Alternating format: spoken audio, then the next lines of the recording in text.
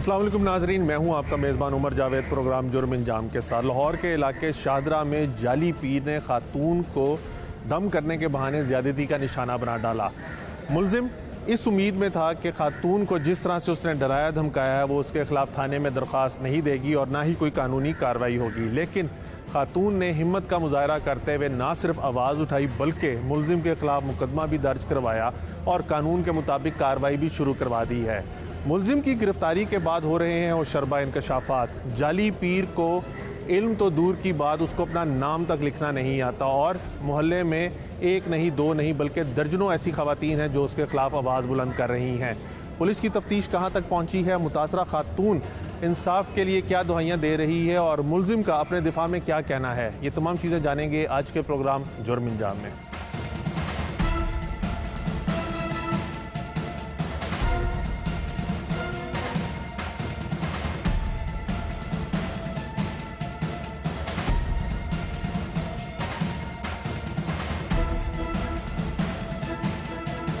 जहालत सिर्फ तालीमी जहालत नहीं होती बल्कि इंसान को अकल ना हो कि वो क्या अच्छा कर रहा है क्या बुरा कर रहा है, किन के पास वो जा रहा है, किस काम के लिए जा रहा है। अगर उसको इसमें भी तमीज़ करनी नहीं आती तो ये भी जहालत के ज़ुमरे में ही आता है। और लाहौर के अगर सब अर्बन एरियाज़ यानी नवाही इलाकों की बात की जाए तो वहाँ पर ऐसी जहालत के बहुत से केसेस रूनुमा होते हैं, लेकिन अनफॉर्चुनेटली लोग अपनी इज़्ज़तें बचाने के लिए, अपना नाम ख़राब ना हो इसलिए ना तो थाने कचहरियों के डर से भी पुलिस के पास नहीं जाते और केस भी रजिस्टर नहीं कराते। लेकिन जिस केस के ऊपर आज हम प्रोग्राम कर रहे हैं ये हमारे माशरे की एक तल्ख़ हकीकत है कि इस किस्म के दरिंदा सिर्फ लोग जो हैं वो हमारे माशरे में मौजूद हैं और लोगों का इस्तेमाल भी करते हैं, लेकिन उसके बाद लोग इस्तेमाल होने के बाद सिर्फ इस खौफ से पुलिस के पास नहीं जाते कि उनकी मज़ीद बदनामी होगी।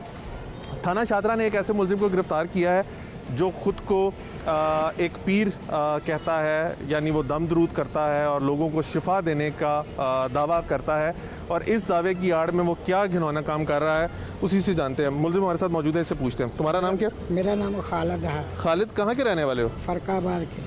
कितनी उम्र है? उम्र 60-65 हो गई। 60-65। शादीशुदा हो? जी। बच्चे हैं? 7 बच्चे हैं, 3 बच्ची हैं, 1 बच्चा है। 3 बच्चे, 4 बच्चे हैं, 3 बच्ची हैं। अच्छा, कितना साल पहले शादी हुई थी? शादी तो रही मेरी 78 में। बीवी बच्चे साथ ही रहते हैं? जी। अच्छा, काम क्या करते हो? मैं फल फूल लगाता हूँ, रेडी फल वगैरह की रेडी लगाते हो और साथ क्या करते हो? और बात छोटा मोटा बच्चों को दम कर लेता हूँ। अच्छा, नमाज कुरान आती है? नहीं। नमाज कभी पढ़ी है? नहीं। आखिरी दफ़ा नमाज का पढ़ी थी? कुरान कितना पढ़ा है? कोई भी नहीं पढ़ा सर। अच्छा, वैसे कुरान में सिपारे कितने हैं? 30। और कलमे कितने हमारे? कलमे 4-5। 4-5 कलमे? 5। 3 कलमे नहीं है? 3 नहीं है। नहीं, टोटल कलमे कितने हैं? 3 है? फिर सोचो। अच्छा, कोई कलमा आता है? पहला ही आता है बस। दूसरा कलमा ही सुना दो थोड़ा सा। नहीं आता सर। तीसरा? आता ही नहीं, तीसरा भी नहीं आता, सिर्फ पहला ही आता। अच्छा, वैसे अगली दफ़ा दम करने के लिए तो मैं बता रहा हूँ 6 कलमे हैं, ठीक है? अच्छा, पहला कलमा सुनाना। ला इलाहा इल्लल्लाह मुहम्मद रसूलुल्लाह अशहदु अल्ला इलाहा इल्लल्लाह। अच्छा, और तो जो बच्चों के ऊपर दम करते हो वो किस चीज़ का दम करते हो? यही कलमा पढ़ देते हो? बस पैसे भी लेते हो लोगों से? नहीं। फ्री में दम करते हो? अच्छा, ये थाना शाहदरा ने क्यों पकड़ा तुम्हें? ये बच्ची कहने लगी मैंने बच्चे को दम करवाना। अच्छा। मैं क्या अपने मियाँ को लाकर नाल आ जाना। अच्छा। मियाँ और ये आए ना, 7-7:30 का टाइम हो गया। शाम 7:30। हाँ। अच्छा। ये आए बैठे हैं, मैंने बोतल चोतल पियाई इनको। फिर ऊंचा बोले जरा। फिर इन्हें क्या जी बच्चा ना सही करना। मैं बच्चे को हुआ क्या था? सोकड़ा था बच्चे को। सोकड़ा यानी कमजोर था? कमजोर था। अच्छा, कितनी उम्र थी बच्चे की? बच्चे को नहीं, मैं 4 माह या 5। हाँ? 4 माह या 3 माह इतनी। अच्छा। 4-5 माह। ठीक है। मैं क्या ठीक कर देंगे। हाँ। फिर इसके मियाँ को कल मैंने पानी लाया। अच्छा, कौन सा पानी? सादा पानी पीने वाला? पीने वाला पानी मैं क्या दरबार से लाया और मस्जिद से ले आया। अच्छा, दरबार से, मस्जिद से और पानी दरबार से ले आया। अच्छा। फिर बस फिर से एक गलती हो गई है। क्या गलती हुई? बस उसकी जनानी को मैं छेड़ बैठा हूँ। हाँ। बस वो गलती हो गई। बस छेड़ा है? बस जो मर्जी आगे से समझ लो, बस गलती हो गई। अच्छा, उसने चीखे वगैरह शोर वगैरह नहीं बचाया? नहीं। क्यों? पता नहीं, उसकी मर्जी है, बस गलती हो गई। तुम पहले से जानते थे उस औरत को? अब मैं आंदा जाता से ना घर अच्छा, किस काम के लिए आते जाते थे? बस इस तरह ही किस तरह? ऐसे फिर टूरन आए थे ये जिसके साथ तुमने ज्यादती की, जिनसी ज्यादती की है, जिनसी ज्यादती की है औरत के साथ, हाँ। जना की है? हाँ गलती हो गई। अच्छा, जिसके साथ जना की उसकी कितनी उम्र है? एक 22-23 साल। तुम्हारे बड़े बच्चे की उम्र कितनी है? काफ़ी मेरा बच्चा है 25-26 साल। और बेटी कितनी उम्र की है? ਵੱਡੀ ਬਹੁਤੀ ਉਹ ਵੱਡੀ ਉਹ ਤਾਂ ਉਹਦੀ ਹੋਏਗੀ 30 ਸਾਲ। अच्छा, जब ये कभी फेल कर रहे थे कि अपने औरत को अपने पास इस वजह से बुलाया कि तुम दम करोगे और उसके साथ जिनसी ज्यादती की, कोई शर्मिंदगी हुई, कोई अपनी बच्ची याद आई कि तुम्हारी घर में भी बच्ची है? भी याद है हर चीज़ है, बहुत शर्मिंदगी हुई मैं। किस चीज़ की शर्मिंदगी हुई? बस ऐसा भी गलती कर बैठा मैं मुंह दिखाने के लायक ही नहीं हुआ इस माशरे में अब। हाँ, तो फिर क्यों किया? बस गलती हो। इससे पहले भी करते रहे, औरतों को छेड़ते रहे? नहीं कभी। तो अब ये जो दरखास्तें आ रही है थाने में तुम्हारे खिलाफ कि तुम पहले भी औरतों को छेड़ते रहे, वो क्या है? वो तो बस ऐसे ही है, बस ये पहली गलती है मेरे से, ये कर ली बस। औरत ने तुम्हारे खिलाफ दरखास्त क्यों दी है? केड़ी औरत? ये जिस केस में तुम पकड़े गए हो, हाँ जी। तुम कह रहे हो कि उसने कुछ भी नहीं उस टाइम तुम्हें कहा, तो फिर दरखास्त उसने क्यों दी, पर्चा क्यों कराया? कह रहे ना होगी गलती मेरे से होगी। नहीं, गलती यार, गलती कैसे हुई? तुमने जबरदस्ती की जाती? बस जल्द अच्छा, जो मोहल्ले में दम दरूद कराते हैं लोग, कितने लोग आ जाते हैं रोजाना? एक आधा ही आता है। एक आधा आता है। अपने आप को कितने अरसे से तुमने पीर डिक्लेयर किया हुआ है? 2 साल से। 2 साल से। और ये पीरी कैसे आई तुम्हारे पास? बस एम फ्रॉड मनी फ्रॉड। फल बेच रहे थे, जी सेब केले बेच रहे थे, एकदम जेहन में आया कि तुम पीर बन गए जी और फिर डिक्लेयर कर दिया, सारों को बता दिया। जी। लोगों को कैसे पता चला पीर बने हो? बस एम निके निके छोटे छोटे काम करता सी। कैसे? कुछ थोड़ा सा हमें भी तो बताओ ना, मैं भी बनना चाहता यार हूँ। दम दुम करता सी बस ऐ कलमा पढ़ के, हाँ। ते अल्लाह थोड़ा बहुत फैज दे देना। फैज? फैज भी देते हो? बस लोगों ने बता रहे। अच्छा, लोगों को कौन सा फैज देते थे? कोई भी नहीं यार, बस एम ढोंगी सी। हाँ। और ये कौन कौन से दम करते हो, जरा थोड़े से गिनवा दो। बस यही बच्चों वाला ही दम है। बच्चों वाला और औरतों वाला? औरतों वाले कितने दम किए हैं इस केस के अलावा? कोई भी नहीं। कोई केस नहीं। और हमारी कौम की जहालत का अंदाज़ा लगा लें। ये साहब हैं, इनको ये भी नहीं पता कि कितने कलमे हैं इस्लाम में। इनके मुताबिक 3 या 4 या शायद 5 कलमे हों। इनकी तस्हीह आज पहली दफ़ा की गई है कि 6 कलमे हैं। पहला कलमा जो सुना रहे थे वो भी आपने सुन लिया। नमाज साहब को नहीं पता आखिरी दफ़ा इन्होंने नमाज कब पढ़ी है। और हमारे माशरे की जहालत की इंतहा आप देख लें कि लोग इसके पास जाते हैं दम कराने के लिए, अपने बच्चों को बीमारियों से महफूज करवाने के लिए और फैज़ लेने के लिए। फैज़ से मुराद कि कोई उनका रुकावट हुई हो, कोई काम फंसा हो, तो वो इसके पास जाते हैं। आप हमारे माशरे का हाल देख लें और साहब की हालत देख लें। हमारे साथ केस की आईओ मौजूद हैं, क्योंकि इसके अंदर खातून हैं मुद्दईया जिनके साथ ज़्यादती हुई है। तो इंचार्ज इन्वेस्टिगेशन भी खातून है, इन्वेस्टिगेशन ऑफिसर भी खातून है, क्योंकि मर्द को खातून अपनी साथ जो हुई ज़्यादती है वो बताते हुए झिझकती हैं, शर्म आ जाती है। इसलिए सादिया यहाँ पे मौजूद है। पहले सादिया से जानते, फिर इंचार्ज इन्वेस्टिगेशन से भी पूछेंगे। सादिया, थोड़ा सा तफसीलन बताइएगा कि आप लोगों के पास क्या इत्तला मिली थी कि क्या हुआ है, और फिर जब आप मौके पे पहुँचे आप लोगों ने क्या देखा, और केस में अभी तक क्या हो सका है? अस्सलाम वालेकुम। जब हमें पता चला है कि थाना शादरा में एक एफआईआर एंटर हुई है जिसमें एक फ़ीमेल के साथ रेप की जाती हुई है, तो हमने फौरी जो है वो अपनी लेडी कांस्टेबल को हमने बाउंड किया है कि वो विक्टिम का जो मेडिकल है उसको फिल फॉर करवाए। इसके बाद हमने वो उस विक्टिम को उसका मेडिकल करवाया। इसके बाद हमने एक रीडिंग पार्टी जो है उसको हमने तश्कील दिया, और हमने फिल फोर जो है वो हम बकुआ पर गए, क्राइम सीन यूनिट इन्वेस्टिगेशन उसकी टीम को बुलाया। इसके अलावा पीएफएसए की एक स्पेशल टीम है जो जय बकुआ पर जाती है और वहाँ पर जो साइंटिफिक एविडेंसेस होती हैं उनको वो कलेक्ट करती हैं। उन एविडेंसेस को इकट्ठा किया गया, उनके पार्सल सब रेडी करवाए। इसके बाद हम मेडिकल करवाने के बाद जब इसमें हमें वो पार्सल मिले, फिर हमने उनको पार्सल को सबमिट करवाया पीएफएसए लेबॉर्ट्री। फिर हमने ये मुलजिम जो है इसका रिमांड के लिए हम मुलजिम को गिरफ्तार कैसे किया आप लोगों ने? मुलजिम को हम जब रेडिंग पार्टी जो है स्पेशली हमने टीम तश्कील दी, हम मौके पे पहुंचे हैं। मुलजिम जो था वो अपने घर पे मौजूद था। इसको अंदाजा था कि इसके खिलाफ मुकदमा दर्ज हुआ है? इसको बिल्कुल अंदाज़ा नहीं था कि इसके खिलाफ थाना शाहजहाँ में एक FIR। इसकी क्या वजह थी कि इसने ज्यादती भी की थी और इसको खौफ भी कोई नहीं था?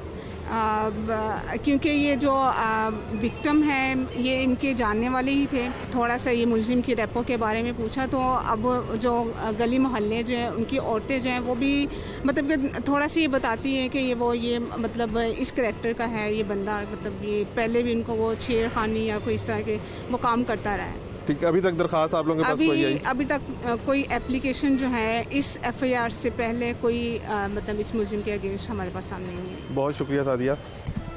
थाने में मुदई और जो मुतासरा खातून है वो भी मौजूद है, लेकिन समझने वाली और सोचने वाली चीज़ ये है कि इस किस्म के लोग सादा लोग शहरियों को उनकी मासूमियत का आप कह लें या उनके जाहिल होने का फ़ायदा उठा के इस्तेमाल कर लेते हैं और उसके बाद ना सिर्फ पुलिस के लिए एक बड़ा चैलेंज बन जाता है बल्कि वो खातून, वो ख़ानदान जिसके अंदर वो खातून रहती है, उनके लिए भी एक अजियत और कर्ब जो है उसकी कहानी शुरू हो जाती है और ज़्यादातर लोग जो हैं वो थानों कचहरियों में नहीं आते। ये खातून इस जाली पीर के हाथों ज़्यादती का निशाना बनने के बाद बहुत हिम्मत दिखाई उसने और थाने में आई है और पर्चा दर्ज करवाया है। खातून से भी पूछेंगे, उसके बुरसा जो उनसे भी पूछते हैं, इंचार्ज इन्वेस्टिगेशन से भी पूछते हैं कि कहाँ तक तफ्तीश पहुँची है।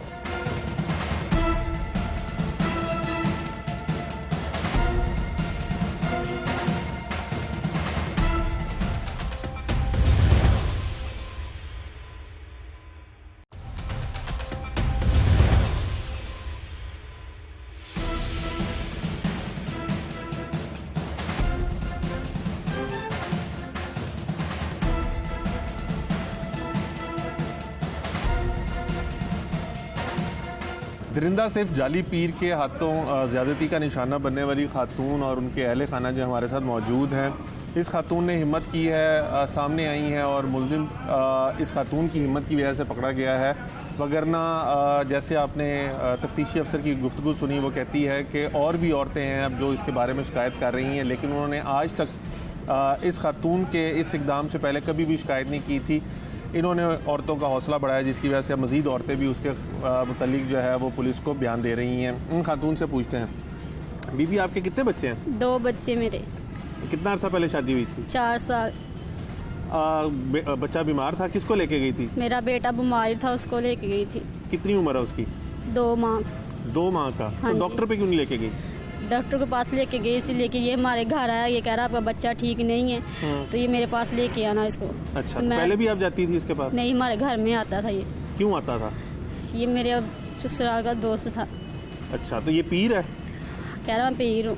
अच्छा, फिर आप इसके पास बच्चे को लेके गई किस बीमारी के लिए? सर्दी लगी थी उसको, उसके लिए गई थी। अच्छा, फिर क्या हुआ? फिर मैं गई तो हम दोनों मियाँ। अकेली गई थी? नहीं, मेरा मियाँ साथ था। अच्छा। हाँ जी, हम दोनों गए थे तो मेरे मियाँ को इसने भेज दिया पानी लेने के लिए बाहर से मस्जिद दरबार में। अच्छा। तो पीछे मैं अकेली थी, मेरे बच्चे दोनों मेरे पास थे। तो मुझे कहने लगा कि अगर तुम बाहर भागी तो मैं दोनों को मार दूंगा। तो मैं अगर आवाज़ ही आपने निकाली तो मैं दोनों को मार दूंगा, अगर तुमने आवाज़ निकाली तो मैं डर गई थी, इसलिए मैंने फिर मेरे साथ ज़बरदस्ती करने लगा। मैं भागी, हाथापाई मेरे साथ करने लगा, तो फिर भी इसने मेरे साथ ज़बरदस्ती की इसने। तो मेरा शोहर ऊपर से आ गया, मेरे शोहर के साथ भी हाथापाई की, ज़बरदस्ती करने लगा, मेरे शोहर के साथ भी झगड़ा करने लगा। आप बताइएगा यार, क्या जैसे ये आपकी एहलिया बता रही हैं, आप लोगों ने बड़ी हिम्मत की है, पुलिस कहती है कि ये पहले भी इलाके में और भी औरतें जो हैं वो शिकायत कर रही हैं। जी जी सर, ये ना हमारे मोहल्ले में ना फल वगैरह भी बेचता था, लेकिन मोहल्ले की सभी औरतें ना इससे ना दम वगैरह करवाती थी। लेकिन ना हमारे घर में इसका काफ़ी देर से आना जाना था, तो हम इसको ताया ताया कहते थे। लेकिन ना बच्चे की तबीयत ख़राब थी, तो इसने ना काफ़ी मरतबा मुझे बोला कि तुम्हारे बच्चे की तबीयत ख़राब है, मेरे पास ले ना मैं इसको ना मेडिसिन बना के दूंगा, जैसे कि दवाई वगैरह। हम इसके पास गए दोनों, तो उसने मुझे पानी लेने भेज दिया दरबार से कि जाओ दरबार और मस्जिद से ना पानी लेके आओ। तो पानी लेने गया हूँ, तो उतनी देर में ना ज़बरदस्ती कर रहा था ये, ऊपर से मैं आऊँ, मेरे साथ भी इसने हाथोपाई की। इसके बेटे भी थे घर, साथ वाले कमरे में इसके बेटे वगैरह बैठे हुए थे। तकरीबन सैन था, सैन क्रॉस करके साथ ही इनका दूसरा कमरा था, उधर ना इसके बेटे वगैरह भी बैठे हुए थे। मैं आया हूँ मैंने उधर से आके इसके साथ हाथोपाई की, इसके बेटे वगैरह भी आ गए, लेकिन मैंने देखा तो ज़बरदस्ती कर रहा था ये। तो जैसे पुलिस कहती है कि और भी खवातीन हैं, उन्होंने लेकिन शिकायत नहीं की हुई थी, आप लोगों को डराता धमकाता था? जी सर, ये डराता धमकाता था कि मैं ना जो इसके पास दम वगैरह करवाता था, मैं आपका कारोबार तबाह कर दूंगा। मेरी बेगम को ये कहता था कि मैं तेरा घर जार देंगा, मैं तेरे बंदे तेरे तो इतनी दूर भेज देंगा कि तू देखेंगी फिर की बने आया अगर दम नहीं कराएंगे। हाँ, दम नहीं करवाएंगे तो ये और भी लोगों को यही कहता ये और भी लोगों को ऐसे ही कहता था कि क्योंकि इसने कारोबार भी जैसे कि बंद वगैरह करवा देता था, तवीज़ धागे वगैरह ऐसे उल्टे काम करवा के, तो कारोबार भी कहता था मैं आपके बंद करवा दूंगा, आप किसी लायक नहीं रहोगे, ये वो तो डर जानी है सारियाँ। जब ये आप लोगों के साथ वाकया पेश आया तो उसके बाद बहुत कम लोग होते हैं जो ऐसे पुलिस वगैरह को बीच में इन्वॉल्व करते हैं। कहाँ से हिम्मत आई आप लोगों के लेकिन पास? सर मैंने जब देखा मुझसे बर्दाश्त नहीं हुआ कि मैंने कहा ये मेरी आंखों के सामने ये मैंने देखा है तो मैं कैसे बर्दाश्त करूं। मैंने इसके साथ जैसे कि मोहल्ले में इसने हाथोपाई मेरे साथ की, मैंने घर आके बताया, मैंने कहा मैंने नहीं इसको छोड़ना, मैंने इसको बड़ी दूर तक खरीदना है। लेकिन सर मैं ये चाहता हूँ कि इसको कड़ी से कड़ी सज़ा मिले, इसको फांसी हो या सज़ाए मौत हो। खाला जी ਤੁਸੀਂ ਦੱਸਣਾ, ਜਿਵੇਂ ਤੁਹਾਡਾ ਬੇਟਾ ਦੱਸ ਰਿਹਾ ਕਿ ਮੁਹੱਲੇ 'ਚ ਇਹ ਲੋਕਾਂ ਨੂੰ ਕਹਿੰਦਾ ਸੀ ਕਿ ਅਗਰ ਦਮ ਨਹੀਂ ਕਰਾਓਗੇ ਤੇ ਮੈਂ ਉਜਾੜ ਦਾਂਗਾ। ਬੁੱਢੀਆਂ ਨੂੰ ਕਹਿੰਦਾ ਸੀ। ਤੁਸੀਂ ਲੋਕਾਂ ਨੇ ਕਦੀ ਸ਼ਿਕਾਇਤ ਕਿਉਂ ਨਹੀਂ ਕੀਤੀ ਪਹਿਲੇ? ਉਹਨਾਂ ਬੁੱਢੀਆਂ ਨਾਲ ਅਸੀਂ ਇਹ ਹੀ ਹੋਈ ਨਾ ਸਾਡੀ ਰਾਤੀ ਗੱਲ, ਸਾਰੀਆਂ ਬੁੱਢੀਆਂ ਕਹਿੰਦੀਆਂ ਵੀ ਸਾਨੂੰ ਲੈ ਕੇ ਚਲੋ ਉੱਥੇ ਥਾਣੇ 'ਚ। ਅਸੀਂ ਸਾਰੀਆਂ ਕਵਾਂ ਦੀਆਂ ਵੀ ਸਾਨੂੰ ਕਹਿੰਦਾ ਹੁੰਦਾ ਸੀ, ਥੋੜਾ ਜਿਹਾ ਉੱਚਾ ਮਾਈਕ ਸਾਨੂੰ ਕਹਿੰਦਾ ਸੀ ਵੀ ਮੇਰੇ ਨਾਲ ਤੁਸੀਂ ਇਹ ਗਲਤ ਗੱਲ ਕਰੋ, ਅਗਰ ਨਾ ਕਰੋਂਦੇ ਨਾ ਤੇ ਤੁਹਾਡੇ ਮੈਂ ਨਾ ਕਾਰੋਬਾਰ ਬੰਦਿਆਂ ਦੇ ਬੰਦ ਕਰ ਦਾਂਦਾ, ਤੁਹਾਡੇ ਬੱਚੇ ਵੀ ਮਾਰ ਦਾਂਦਾ। ਉਹ ਵਿਚਾਰੀਆਂ ਡਰ ਜਾਂਦੀਆਂ, ਅਸੀਂ ਨਹੀਂ ਸੀ ਕਰ ਕਿਸੇ ਨਾਲ ਕਰਦੀਆਂ। ਲੇਕਿਨ ਅਸੀਂ ਫਿਰ ਇਹਨੇ ਮੁੰਡਾ ਮੇਰਾ ਗਿਆ ਨਾ ਤੇ ਇਹਨਾਂ ਵੇਖਿਆ ਜਾ ਕੇ ਉੱਤੇ ਹਰ ਗੱਲ ਮੌਕੇ ਤੇ ਫੜ ਲਈ, ਇਹਦੇ ਕੋਲ ਨਹੀਂ ਬਰਦਾਸ਼ਤ ਹੋਈ। ਉਹ ਫਿਰ ਸਾਡੀ ਗੱਲ ਬਾਹਰ ਆ ਗਈ, ਫਿਰ ਹਰ ਮਹੱਲਾ ਹੀ ਦੱਸਣ ਲੱਗ ਪਿਆ, ਸਾਨੂੰ ਵੀ ਇਸ ਤਰ੍ਹਾਂ ਕਹਿੰਦਾ, ਸਾਨੂੰ ਵੀ ਇਸ ਤਰ੍ਹਾਂ ਕਹਿੰਦਾ ਸੀ। ਸਾਨੂੰ ਵੀ ਬੁੱਢੀਆਂ ਜਿਹੜੀਆਂ ਆਈਆਂ ਰਾਤੀ ਮਹੱਲੇ 'ਚ ਇਕੱਠੀਆਂ ਹੋ ਗਏ, ਉਹਨਾਂ ਸਾਰੀਆਂ ਨੇ ਸਾਨੂੰ ਕਿਹਾ ਵੀ ਸਾਨੂੰ ਤੁਸੀਂ ਲੈ ਕੇ ਚੱਲੋ, ਅਸੀਂ ਬਿਆਨ ਦਿੰਨੀਆਂ। ਸਾਡੀ ਉਸ ਕੁੜੀ ਨੂੰ ਛੇੜਿਆ, ਸਾਨੂੰ ਉਸ ਕੁੜੀ ਨੂੰ ਛੇੜਿਆ। ਫਿਰ ਬੁੱਢੀਆਂ ਨੂੰ ਕਹਿੰਦਾ ਸੀ ਤੁਸੀਂ ਬੰਦਿਆਂ ਨਾਲ ਕਿਸ ਤਰ੍ਹਾਂ ਬਹਿੰਦੀਆਂ ਵਾ, ਕਿਸ ਤਰ੍ਹਾਂ ਤੁਸੀਂ ਰਾਤ ਨੂੰ ਕਰਦੀਆਂ ਵਾ। ਬਾਬੇ ਇਸ ਤਰ੍ਹਾਂ ਗੱਲਾਂ ਪੁੱਛਦੇ ਆ। ਖਾਲਾ ਜੀ ਉਹਨੂੰ ਤੇ ਪਹਿਲਾ ਕਲਮੇ ਤੋਂ ਇਲਾਵਾ ਕੋਈ ਕਲਮਾ ਨਹੀਂ ਆਂਦਾ, ਉਹਨੂੰ ਇਹ ਪਤਾ ਨਹੀਂ ਕਿ ਕਿੰਨੇ ਕਲਮੇ ਨੇ ਟੋਟਲ। ਤੇ ਤੁਸੀਂ ਲੋਕ ਉਹਦੇ ਤੇ ਇਤਬਾਰ ਕਿਵੇਂ ਕਰਦੇ ਸੋ? ਕਿਵੇਂ ਯਕੀਨ ਕਰ ਲਿਆ? ਜਿਵੇਂ ਤੁਹਾਡਾ ਪੁੱਤਰ ਕਹਿ ਰਿਹਾ ਕਿ ਕਰਸੇ ਤੋਂ ਆਣਾ ਜਾਣਾ ਸੀ ਘਰ, ਕਿਵੇਂ ਇਤਬਾਰ ਕਰ ਲਿਆ? ਚਾਹ ਬਣਾ ਕੇ ਬੜੇ ਅੱਛੇ ਤਰੀਕੇ ਨਾਲ ਬਾਣਾ ਸੀ। ਤੁਸੀਂ ਉਹਦੇ ਤੇ ਇਤਬਾਰ ਕਿਵੇਂ ਕਰ ਲਿਆ? ਕੀ ਤੁਸੀਂ ਦੇਖਿਆ ਕਿ ਤੁਸੀਂ ਉਹਦੇ ਤੇ ਇਤਬਾਰ ਕਰਿਆ? ਉਹਨੂੰ ਤੇ ਦੂਜਾ ਕਲਮਾ ਵੀ ਨਹੀਂ ਆਂਦਾ। ਬਸ ਲੋਕ ਕਹਿੰਦੇ ਸੀ ਨਾ ਵੀ ਬਾਬਾ ਵਾ, ਤੇ ਇਹਨਾਂ ਨਾਲ ਵੀ ਕਿਹਾ ਚੱਲ ਬੱਚਾ ਬਿਮਾਰ ਆ, 2 ਮਹੀਨਿਆਂ ਦਾ ਬਹੁਤ ਜ਼ਿਆਦਾ ਬਿਮਾਰ ਹੋ ਗਿਆ। ਇਹਨਾਂ ਕਿਹਾ ਮੈਂ ਇਹਦਾ ਇਲਾਜ ਕਰਾਂਦਾ, ਤੁਸੀਂ ਮੇਰੇ ਘਰ ਆਇਓ। ਅਸੀਂ ਭੇਜ ਦਿੱਤਾ। ਸਾਨੂੰ ਕੀ ਪਤਾ ਸੀ ਇਹਨਾਂ ਜਾਸਤੀ ਕਰਨੀ ਸਾਡੇ ਨਾਲ। ਅਗਰ ਜਾਸਤੀ ਕਰਨੀ ਤੇ ਸਾਨੂੰ ਪਤਾ ਹੁੰਦਾ ਸੀ। ਤੁਸੀਂ ਕਿਸੇ ਬੰਦੇ ਨੂੰ ਸ਼ਫਾ ਯਾਬ ਹੁੰਦੇ ਦੇਖਿਆ ਇਹਦੇ ਕੋਲੋਂ? ਨਹੀਂ। ਹੁਣ ਤੁਸੀਂ ਕੀ ਸਮਝਦੇ ਹੋ ਕੀ ਸਜ਼ਾ ਹੋਣੀ ਚਾਹੀਦੀ? ਅਸੀਂ ਸਜ਼ਾ, ਅਸੀਂ ਇਨਸਾਫ ਲੈਣਾ, ਇਹਨੂੰ ਫਾਂਸੀ ਹੋ ਜਾਵੇ, ਚਾਹੇ ਇਹਨੂੰ ਸਜ਼ਾਏ ਮੌਤ ਹੋ ਜਾਵੇ, ਸਜ਼ਾ ਹੋ ਜਾਵੇ ਬਸ। ਅਸੀਂ ਇਨਸਾਫ ਲੈਣਾ ਵਾ। ਕਿਉਂ 2 ਬੱਚੇ ਆ, ਅਗਰ ਹੁਣ ਇੱਕ ਜਾਸਤੀ ਹੋਣ ਦੀ ਉਹਦੇ ਬੰਦੇ ਦੇ ਸਾਹਮਣੇ ਤਾਂ ਕਿਵੇਂ ਬਰਦਾਸ਼ਤ ਕਰੇਗਾ? आप क्या कहना चाह रहे थे यार? सर लेकिन आप जैसे कि कह रहे हैं कि आपको कैसे पता चला कि शफा वगैरह मिली है कि नहीं? मोहल्ले में काफ़ी औरतें जैसे कि गुमराह हुई थी इसके चक्करों में, वो दम वगैरह करवाती थी। हमारे शफा तो अल्लाह ताला ही देता है, लेकिन औरतें कहती थी हमारा बेटा ठीक हो गया, दम करवाया ठीक हो गया। लेकिन मेरी बेगम भी फिर उन औरतों के पीछे लग गई कि चलो हमारा बेटा भी बीमार है कि शायद ठीक हो ही जाए। तो मेरी बेगम ने मुझे कहा कि हमने ना उनके घर जाना दम करवाने। पहले बाबा जी ने मुझे कहा कि हमारे घर आओ, और बाबा खाला जो ਉਹਨੇ ਸਾਨੂੰ ਕਿਹਾ ਸਾਡੇ ਘਰ ਆਓ, ਦਮ ਮੈਂ ਉਹਨੂੰ ਕਰਾਂਗਾ ਤੇ ਤੁਹਾਨੂੰ ਦਵਾਈ ਬਣਾ ਕੇ ਦੇਵਾਂਗੇ, ਤੁਹਾਡਾ ਬੇਟਾ ਠੀਕ ਹੋ ਜਾਏਗਾ। ਅਸੀਂ ਤਾਂ ਯਕੀਨ ਕਰਕੇ ਚੱਲ ਗਏ। ਮੈਨੂੰ ਪਾਣੀ ਭਰਨ ਭੇਜਿਆ ਉਹਨੇ। अल्लाह पे ज़्यादा यकीन नहीं करना चाहिए था? अल्लाह पे ज़्यादा यकीन करना डॉक्टरों पे चाहिए था। यकीन करना चाहिए था जो पढ़े लिखे हैं। बस एक गुमराह हो गया ना सर, हम भी बस सर गलती हो गई ना। ਮਸਲੇ ਦਾ आप मुतासरा ख़ानदान की गुफ्तगू सुन रहे हैं, बातों से बात निकलती है। इनका कहना है कि मोहल्ले की औरतें जाती थी और वो कहती थी कि वो दम करता है और शिफा मिल जाती है, और ये भी उन लोगों की बातों में आ गए और चले गए। अपनी बीवी को लेके वहाँ पे गया और दरिंदा सिफ्त इंसान ने जो गुनाह करना था वो उसने किया। और अभी भी आपने जब उसकी गुफ्तगू सुनी तो उसके चेहरे पे ना तो कोई नदामत ना ही शर्मिंदगी। इंचार्ज इन्वेस्टिगेशन से पूछते हैं कि तफ्तीश कहाँ तक पहुँची और जिस तरह ये चाह रहे हैं कि सख्त से सख्त सज़ा दी जाए, कैसे इस चीज़ को इंश्योर किया जाएगा?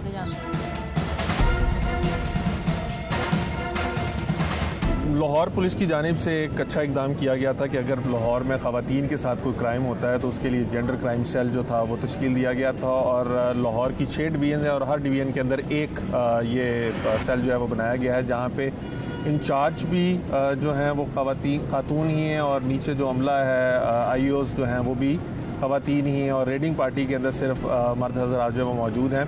और ये जो शादरे के अंदर वाक़या पेश आया जिसके अंदर जाली पीर ने खातून को ज़्यादती का निशाना बनाया और उसके बाद उनको डराता धमकाता रहा।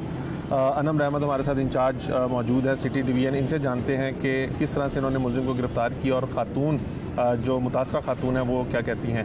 अनम, इस तरह के वाक़यात हमारे माशरे में बहुत ज़्यादा रूनुमा होते हैं, लेकिन ख़वातीन जो हैं वो सामने आकर मुकदमात का अंदाज नहीं करवाती, खुल के माशरे में बात नहीं कर पाती, अपनी इज़्ज़त को महफूज रखने के लिए और मज़ीद उनके ऊपर जो है वो इल्ज़ामात की बुछाड़ ना हो उसको अवॉइड करने के लिए वो पुलिस से रब्ता नहीं करती। इस केस में बताइएगा कैसे आपसे रब्ता किया गया और फिर आप लोगों ने क्या कार्रवाई की और तफ्तीश अब तक कहाँ तक पहुँची है? जी, ये केस 10 मार्च को और 10 और 11 मार्च की दरमियानी रात में ये हमारे पास पेश आया है। इंसिडेंट ये 10 मार्च का है जो कि 11 मार्च को रिपोर्ट हुआ। इसमें हुआ ये था कि विक्टिम अपने हस्बैंड और 2 बच्चों के साथ दम करवाने के लिए अपने बच्चों को लेकर इस जाली बाबा के पास गई है और उसके जो जाली बाबा था उसने उसके हस्बैंड को एक बहाने से बाहर भेज दिया कि तुम बाहर जाओ और किसी दरबार से पानी में आधी बोतल में पानी दरबार का और आधा पानी किसी दरिया का भर के लेकर आओ। उसने बहाने से उसको बाहर भेज दिया कि मुझे उतनी टाइम लिमिट थोड़ी मिल जाए। तो हस्बैंड को बाहर भेजने के बाद क्योंकि वो आसाने में पहले से उसने कोई तो वो अकेला ही उस वक्त मौजूद था तो उधर उसने उस औरत को ज़्यादती का निशाना बना डाला और जैसे ही फिर उसके बाद उसका हस्बैंड वापस आया और वो औरत जो थी वो ज़ाहिर बात है रेप का शिकार हो चुकी थी तो बहुत ट्रॉमा में थी, बहुत बुरी कंडीशन में थी। तो उसने अपने हस्बैंड को ये सारी बात बताई और फिर उन्होंने बाद में पुलिस से रब्ता किया और जैसे ही हमें इस वक़ूए की इतला मिली हमने फौरी रेडिंग पार्टी तश्कील देते हुए SHO साहब के साथ मिलकर अपनी पुलिस पार्टी के साथ हमने वहाँ पे फौरी रेड किया क्योंकि शायद आमिल बाबा को ये अंदाज़ा नहीं था कि कोई औरत इतना बोल्ड स्टेप ले लेगी या पुलिस के पास चली जाएगी। तमाम सोशल और डोमेस्टिक प्रेशर से इस बोल्ड स्टेप ना लेने की वजह क्या आप समझती हैं, क्या वजह थी कि उसको क्यों ये यकीन था कि कोई खातून उसके खिलाफ पुलिस के पास नहीं जाएगी? क्योंकि ख़वातीन के ऊपर एक प्रेशर होता है। एक हमारी सोसाइटी कुछ इस तरह से है जो कि फ़ीमेल्स को इतनी, क्योंकि मेल शोविनिज़म बहुत ज़्यादा है, फ़ीमेल को उस तरह से लिबर्टी नहीं है अपनी बात कहने की भी या करने की भी। तो एक औरत वैसे भी कमज़ोर तबका है हमारे माशरे का, तो ख़वातीन बहुत रिलेक्टेंट होती हैं इस बारे में कि वो ऐसा कोई अगर इंसिडेंट हुआ तो वो एक ख़ास अरसे से ब्लैकमेल होती चली आती हैं, किसी को बताने में उतनी हिम्मत नहीं वो अपने अंदर कर पाती कि किसी को बताएं। तो सबसे पहले तो अगर वो अपने हस्बैंड को बता दें या घर में किसी बंदे को भरोसे में लेके बता दें तो वो और बात है, लेकिन ज़्यादातर औरतें बहुत रिलेक्टेंट हैं, बताना पसंद नहीं करती। जब आपके पास ऐसे ख़वातीन आती हैं तो आप लोग उनको किस तरह से टैकल करते हैं, किस तरह से उनकी दादरसी करते हैं? सबसे पहली कोशिश तो हमारी ये होती है कि विक्टिम को हम उसकी एक मेंटल काउंसलिंग की जाए, साइकोलॉजिकली उसकी काउंसलिंग की जाए। उसको सबसे पहले हम ये एतमाद दिलाते हैं कि हम लोग जेंडर सेल जिस तरह से काम कर रहा है तमाम इसमें फ़ीमेल ऑफिसर्स ही हैं, जितनी भी इन्वेस्टिगेशन ऑफिसर्स हैं हम लोग फ़ीमेल्स ही होती हैं। तो सबसे पहले तो एक उनको हम अपने भरोसे में इस तरह से लेते हैं कि कोई मेल इसमें आपकी किसी बात को गलत मतलब से नहीं लेगा, तो आप फ़ीमेल्स को अपनी बात खुल के बताएं। उसके बाद हम उनका सबसे पहले मेडिकल करवाते हैं। मेडिकल करवाने के बाद हम जो एविडेंस कलेक्ट होते हैं, हमारी पंजाब फोरेंसिक की टीम मौके पे आती है, क्राइम सीन यूनिट वाले आते हैं, हम तमाम एविडेंस कलेक्ट करते हैं और मेडिकल और DNA करवाने के बाद हम एक केस फाइल पूरी तैयार करते हैं जिसमें रेप से रिलेटेड सेक्शंस जो हैं जिनकी मैक्सिमम सज़ाएँ हैं वो सेक्शन हम लगा कर और फिर मज़ीद तफ्तीश में बंदा गिरफ्तार है तो हम उसका रिमांड लेते हैं और फिर केस फाइल तैयार करके उसे जुडिशल भेज दिया जाता है। जैसे आपने अपनी गुफ्तगू में भी अभी कहा कि ख़वातीन जो वो रिलेक्टेंट होती हैं, इस रिलेक्टेंसी को ख़त्म करने के लिए ख़वातीन को एतमाद देने के लिए जेंडर सेल्स बनाए गए हैं जी। एक अच्छी कोशिश है। आप लोग किस तरह से काविशें कर रहे हैं कि ज़्यादा से ज़्यादा ख़वातीन जिनके साथ ये केसेस हो रहे हैं, जिस तरह से ये बंदा है अभी जो मुतासरा खातून की सास हैं वो बता रही थी कि और भी बहुत सी औरतें हैं जिन्होंने इसको देखकर हिम्मत पकड़ी और वो आप लोगों के पास आ रही हैं, तो ख़वातीन के अंदर शऊर उजागर करने के लिए और वो जो रिलेक्टेंसी है उसको ख़त्म करने के लिए आप लोग क्या कर रहे हैं? उसमें हमारा ये होता है कि हम उनको पूरे एतमाद में लें, उनको इस चीज़ का यकीन दिलाएं कि आपकी बात, सबसे पहले तो आपकी प्राइवेसी जो है उसका ख्याल रखा जाएगा, आपकी बात को बाहर उछाला नहीं जाएगा या इधर कोई आपकी बात का कोई मजाक नहीं उड़ाएगा बल्कि आपकी दादरसी की जाएगी। और इसके अलावा अवेयरनेस है, हमारे भी रिफ्रेशर कोर्सेज होते रहते हैं, हमें भी हमारे इदारे की तरफ से कोर्सेज इस तरह के करवाए जाते हैं कि इसमें हम बताएं कि किस तरह से हम फीमेल विक्टिम की काउंसलिंग करेंगे। आपके पास कितने केसेज आ जाते हैं? हमारे पास साल में तकरीबन हो जाते हैं, ये हर डिवीज़न वाइज होते हैं। सिटी डिवीज़न का क्राइम टाइम तकरीबन 9800 या 100 के करीब जो है वो लास्ट ईयर का गया है, 98 से 100 के दरमियान। आप एक खातून हैं जो मुतासरा खातून है, वो भी आपके पास आके अपनी ग्रीवियंसेस बता रही है, जो उसके साथ गुजरी है वो बता रही है, लेकिन जिस बंदे को आपने पकड़ा है वो मर्द है जी। तो आपके लिए कितना मुश्किल है एक मर्द से तफ्तीश करना और फैक्ट्स को सामने लाना और मुलजिम को सज़ा दिलवाना? देखिए, एक बतौर फीमेल मैं शायद कोई इस तरह 376 के या रेप केसेस पे बात करते हुए बंदा एक हेजिटेंट फील करता है, हेजिटेशन फील करता है, लेकिन बीइंग अ पुलिस ऑफिसर हम हर तरह की जो है अपनी तरफ से एफर्ट्स करते हैं और हमारे साथ मेल स्टाफ भी मौजूद है।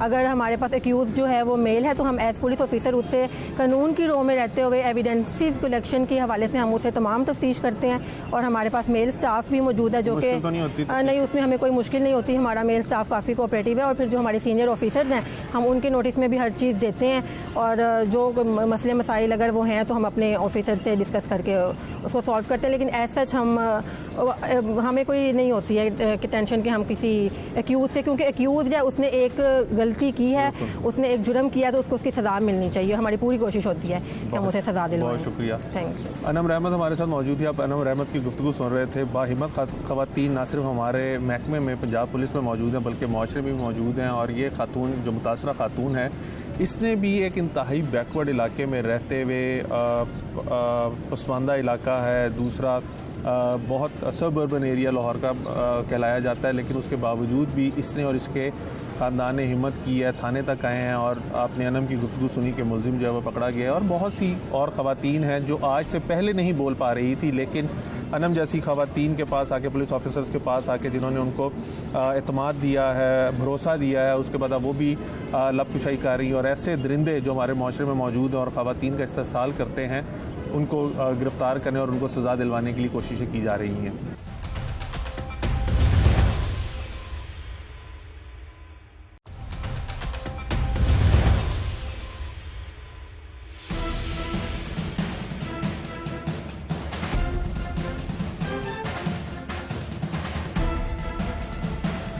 डॉक्टर प्रोफेसर राफिया रफ़ीक साहब हमारे साथ मौजूद हैं। जिस टॉपिक के ऊपर हम बात कर रहे हैं ये हमारी सोसाइटी की एक मेजॉरिटी को रिप्रेजेंट करता है, जिसके अंदर हमारी ख़वातीन और मर्द हजरात भी किसी भी काम के हवाले से अगर परेशान हो तो वो पीरों को ढूंढना शुरू कर देते हैं और इस तलाश के अंदर वो जाली लोगों के पास, फ्रॉड लोगों के पास जा पहुंचते हैं और कोई ना कोई अपना बड़ा नुकसान करवा बैठते हैं। और जिस केस के ऊपर आज हम प्रोग्राम कर रहे हैं उसके अंदर भी खातून का बच्चा बीमार था और उसने डॉक्टर को के पास ले जाने की बजाय इस पीर की बातों में आ गई और अहले इलाका की जो औरतें थी उनके बातों में आ गई कि पीर जो है वो बच्चे को ठीक कर देगा और वहाँ पे लेके गई और उसके साथ ज़्यादती पीर ने कर डाली, जिसके बाद अब वो लोग चाहते हैं कि उनको साफ मिले। डॉक्टर साहब से जानेंगे बतौर माहिर नफ्सियात वही सवाल इसी के लिए। डॉक्टर साहब एक तो वक्त के लिए बहुत शुक्रिया। हमारे माशरे में हमारा एक फैमिली सिस्टम है जिसके अंदर जब भी कोई मसला होता है तो हमारी ख़वातीन जो कम तालीम याफ्ता हैं या तालीम याफ्ता भी चली जाती हैं या सब अर्बन एरियाज़ में रह रही हैं या ऐसे घर में रह रही हैं जहाँ पे कंबाइंड फैमिली सिस्टम है, तो वो अपनी बातें एक दूसरे से छुपाने की खातिर इस किस्म के लोगों के पास चली जाती हैं। इसकी क्या वजह है कि हम पढ़े लिखे और जो स्पेशलाइज्ड लोग हैं उनके ऊपर यकीन करने की बजाय ऐसे फ्रॉड गली मोहल्लों में जो बैठे हैं, जो इज़्ज़त आबरू से खेलते हैं या मॉनेटरी फ़ायदा लेते हैं, उनके पास जाते हैं?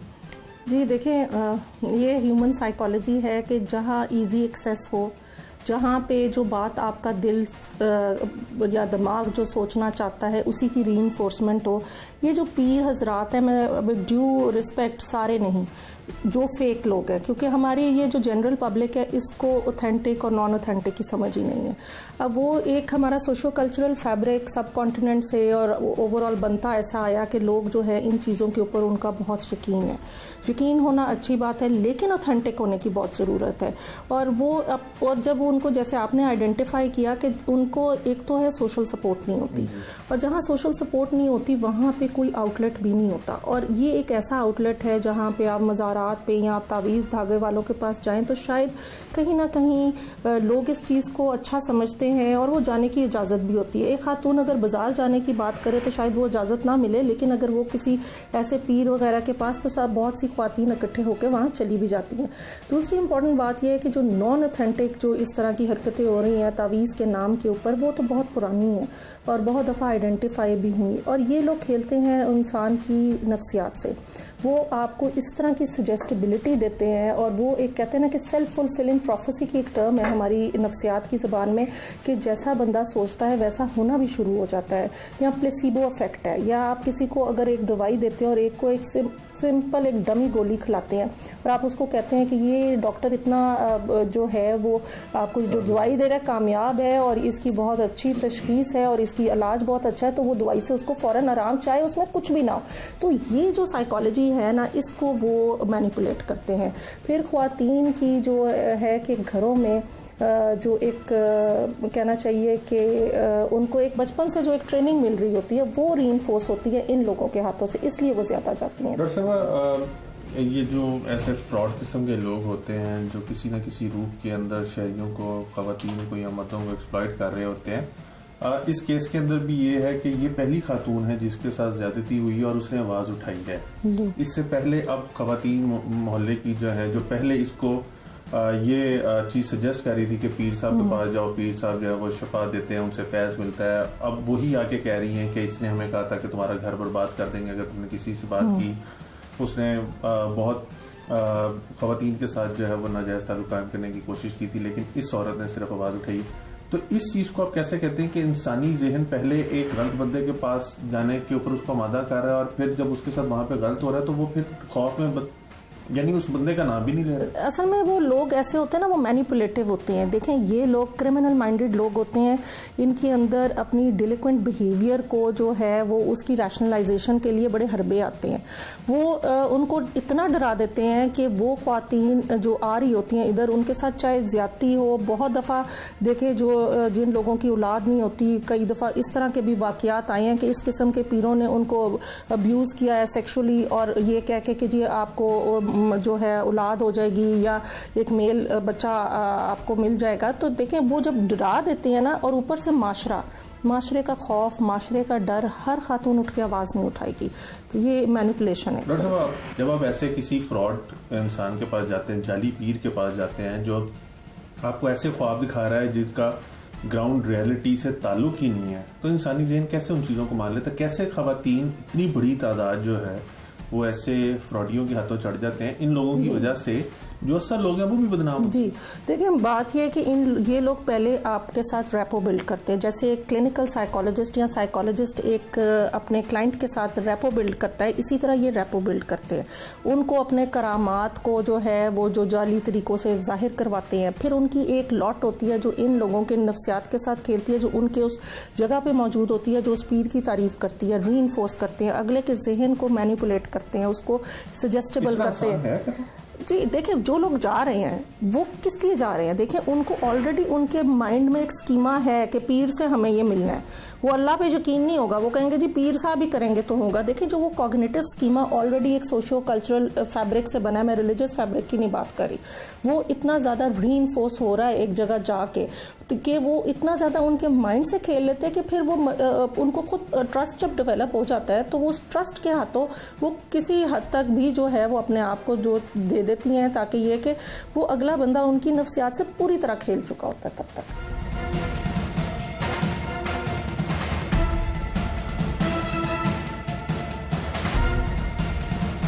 जिस केस के ऊपर आज हम प्रोग्राम कर रहे हैं उसके अंदर एक तरफ तो लोगों की जहालत है, दूसरी जानिब उन लोगों की चालाकी भी है जो लोगों को इस तरह से वर्गलाते हैं कि वो उनके बहकावे में आ जाते हैं और फिर अपना नुकसान कर लेते हैं, अपनी इज़्ज़त और आबरू भी खो बैठते हैं। हमारे साथ Islamic scholar doctor professor Mohammad Hammad Lakhvi sahab मौजूद हैं, इनसे जानते हैं। डॉक्टर साहब, आजकल हमारे पाकिस्तान के अंदर हर शख्स को कोई ना कोई मसला है, और जब वो मसला बहुत ज़्यादा बढ़ जाता है तो हम उसके हल के लिए बग़ैर तस्दीक किए किसी के पास भी जाके मदद मांगते हैं, और अगर वो शख्स ऑथेंटिक नहीं है, फ्रॉड है, तो वो हमें किसी भी तरह से एक्सप्लॉइट कर देता है।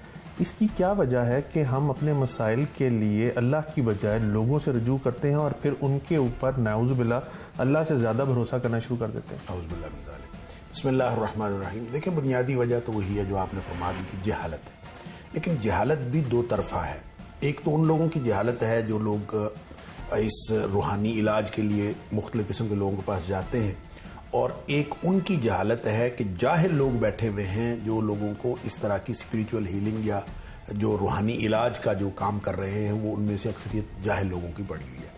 अब देखिए, जहाँ तक शरीयत का ताल्लुक है तो शरीयत ने तो कुरान को इलाज बताया है। आपको जादू हो सकता है। पाकिस्तान में ये भी मिसकॉन्सेप्शन है कि हर तीसरा बंदा कहता है मेरे ऊपर जादू हुआ है, और ये ट्रेंड बन गया माशरे का। हालांकि हम जो आमाल कर रहे होते हैं, खुद अपने आमाल की हमारे ऊपर शामत पड़ रही होती है, हम उसको जादू से ताबीर कर रहे होते हैं। ये भी एक अलग फिलॉसफी है। हम जो कुछ अपने आमाल सरंजाम दे रहे होते हैं उसी की शामत हमारे ऊपर पड़ रही होती है और हम उसको जादू से ताबीर कर रहे होते हैं। जादू कोई बाहर से करने वाला कर नहीं रहा होता। नेगेटिव इम्पैक्ट तो आ रहा होता है, वो असल में हमारे अपने आमाल का होता है।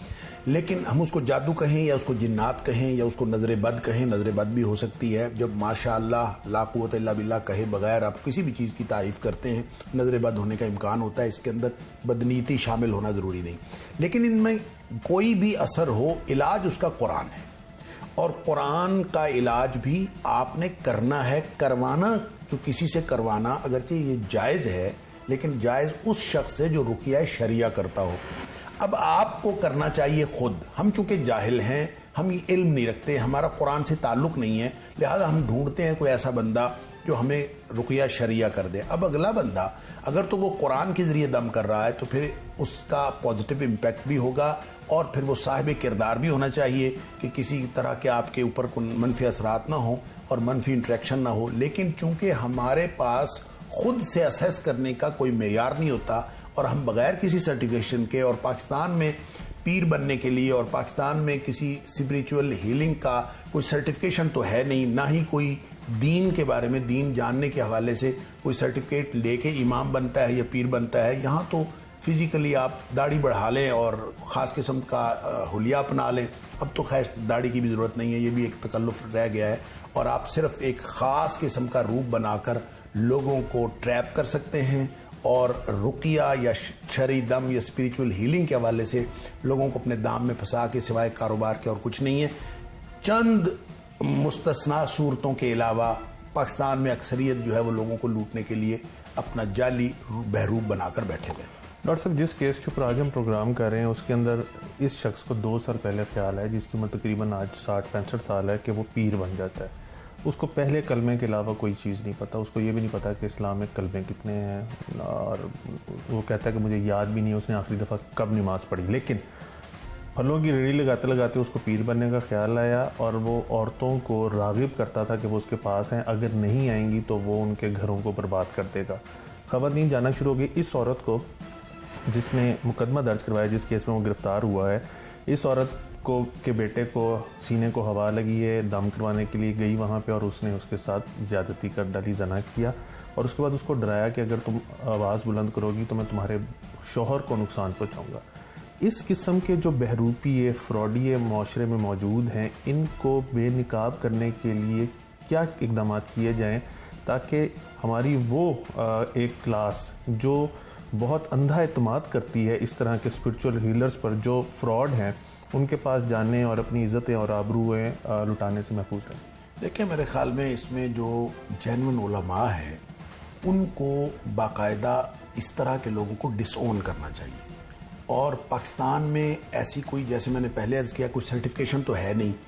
कोई आदमी किसी की ऑथेंटिसिटी का जायज़ा उसके किसी सर्टिफिकेट से ले। हर बंदा, जैसे आपने बताया कि वो फ्रूट की रेडी लगाने वाला, उसने इस कारोबार में ज़्यादा समझा कि लुक्रेटिव है और उसने ये कारोबार शुरू कर दिया, बतौर कारोबार शुरू किया। अब ज़ाहिर है उस पर कैसे एतमाद किया जा सकता है।